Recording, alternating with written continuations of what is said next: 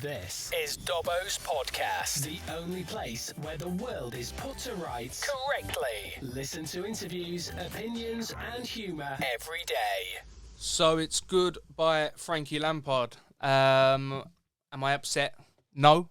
And I feel bad for that because he is such a legend of Chelsea Football Club, and what he's given us as a player was unbelievable, an incredible professional, a good, fantastic leader, and will always remain a hero of Chelsea Football Club. But for me as a manager, he just didn't have the minerals. I think he had plenty of time, and I know that is one of the questions people will ask, but he did have plenty of time to implement a structure and a way of playing a tactic which we never saw. We saw glimpses of let's get it wide, let's knock it in the box, and even when he played that way, he never put the big man Giroud up front. It was Tammy or Timo, which he then pushed Timo out wide in the end. So it was mainly Tammy. And if you're going to play that style of football with the players we have, it isn't really acceptable. There was no sort of, we played with a three in midfield, but we got lost. Kante in midfield shouldn't be on the other edge of the box. He should be there protecting our box. He's known for that. He's won World Cups in that position. He's won Premier Leagues in that position. Yet, under Frank, he wanted him to be the box-to-box midfielder, and that isn't playing to his strengths. And I think he didn't play to many players' strengths, and ultimately that's cost him his job. I think we can say the same with Timo.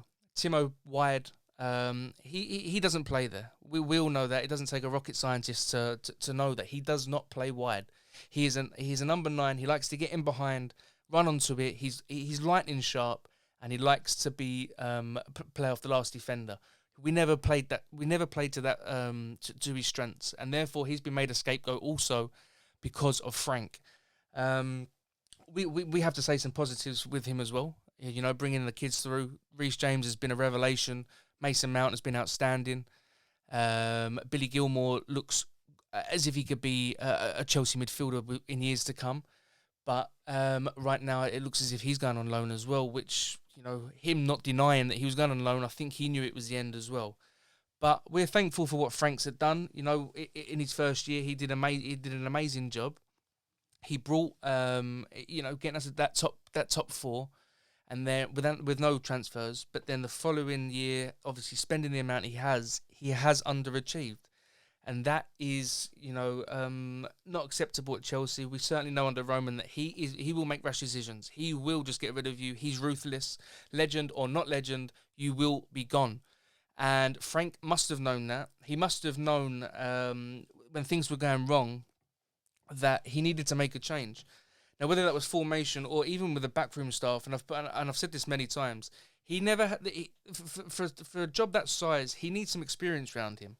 He never once looked to change the backroom staff, which I think he had to, and from the very start he had to.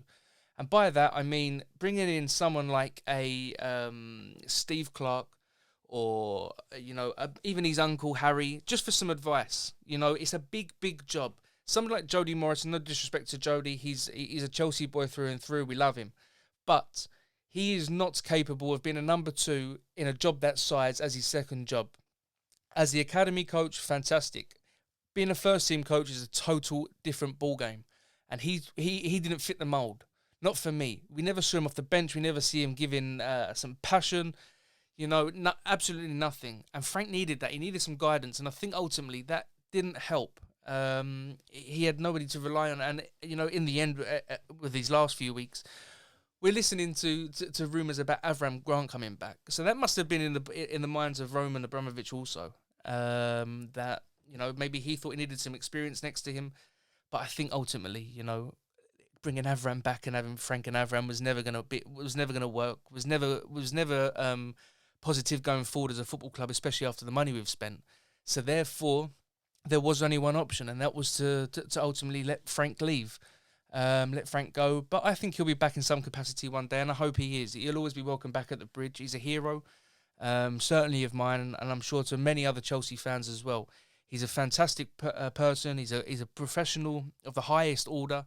but just not cut out for this level right now. And I think when you look at Steven Gerrard, what he's doing up in Scotland, I think that's somewhere where Frank could possibly go. Celtic would be ideal for him, where he can step away from English football, go up there, just get back some confidence, build his tactics, build his ways, and then maybe one day, who knows, we'll see him back at the Bridge. But to sit here and I see rumours daily with the players have let him down. Yeah, the players have let him down, and the likes of Alonso, terrible. But he's a terrible professional. You know, he's one of those that sulks if he's not playing anyway. We've seen this previously. He's just not a footballer we want at Chelsea Football Club. Jorginho, there's rumours of him. Who knows? Rudiger, another one. But however, I don't see Rudiger causing problems. He seems to be somebody that brought the two German boys in. He seems to be a big character around the football club, and and in the end he was playing. So I can't see where the issue is with Antonio there. But maybe there was one. Who knows? We'll never know. The only people that will ever know are the people within those four walls, and it's just a guessing game for us. But I think a lot of players developed under Frank. And Mason was definitely one of them, and it was lovely to see him as captain in his last game. He paid the faith in Mason, and Mason give it back to him, and that was lovely to see. But Reece, being injured didn't help, but he was dropped as well, and rightly so. His performance against Arsenal was terrible, and after that he didn't play, which can dent confidence, obviously, in James. But you have to make ruthless calls, and he did that. But I think it comes down to more than did the players cause the issue. I think it comes down to the tactics just wasn't good enough. There was just no formation. There was no style. And we have the players within this squad easily to compete for top four and to challenge for the title. Our squad right now is filled with world-class talent, international football players that can play at the highest level. And I think Tuchel, however you say his name, will come in. I think he'll get the best out of the German boys, and let's hope he can bring a tactic and a style of football that we're all craving to see.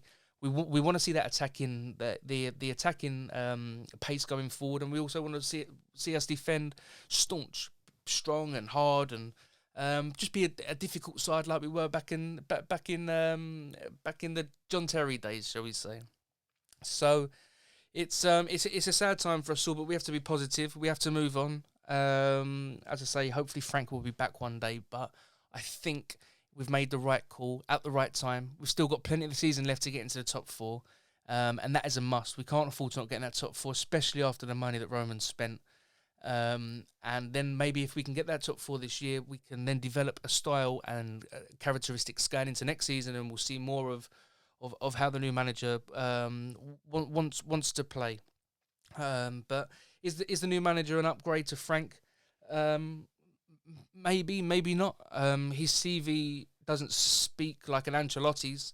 Winning the league in Paris, in France with Paris, is hardly a huge achievement. It's expected there, and rightly so with that squad and the money they have there, and the teams that they play against every week.